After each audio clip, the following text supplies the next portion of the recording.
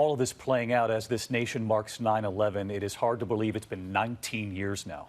President Trump and Joe Biden putting the campaign aside to pay tribute. President Trump and the First Lady observing a moment of silence on Air Force One on their way to the Flight 93 National Memorial in Shanksville, Pennsylvania. Joe Biden and his wife Jill at the 9/11 Memorial here in New York. Biden greeting Vice President Mike Pence, both in masks, touching elbows, another reminder of a somber anniversary playing out in another extraordinary time for this country. Here's ABC's Mary Bruce tonight.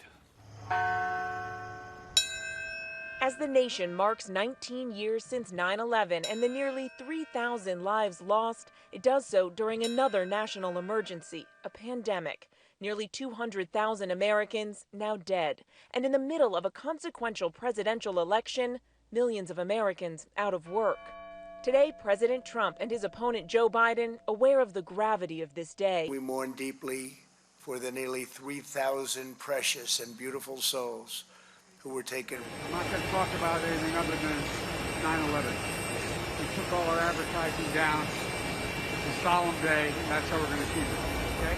At Ground Zero, Joe Biden meeting with victims' families, consoling this mother who lost her son. Never goes away. And crossing paths with Vice President Mike Pence, the rivals bumping elbows and greeting, both wearing masks. At the same time, President Trump on his way to Shanksville, Pennsylvania, pausing on Air Force One for a moment of silence. On the ground, he honored the passengers who so bravely fought back on hijacked Flight 93. Our sacred task, our righteous duty, and our solemn pledge is to carry forward the noble legacy of the brave souls who gave their lives for us 19 years ago.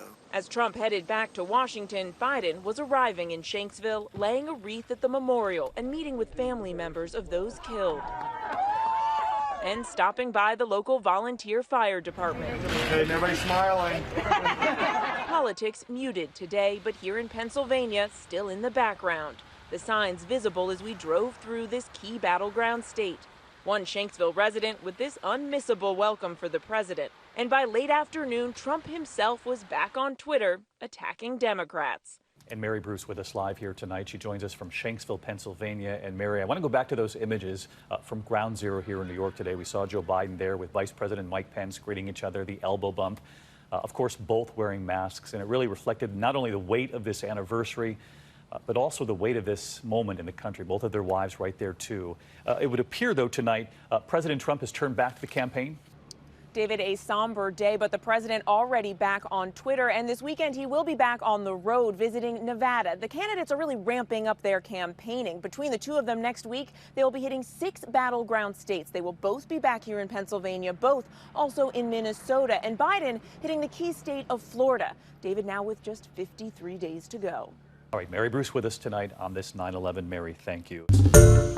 Hi, everyone. George Stephanopoulos here. Thanks for checking out the ABC News YouTube channel. If you'd like to get more videos, show highlights, and watch live event coverage, click on the right over here to subscribe to our channel. And don't forget to download the ABC News app for breaking news alerts. Thanks for watching.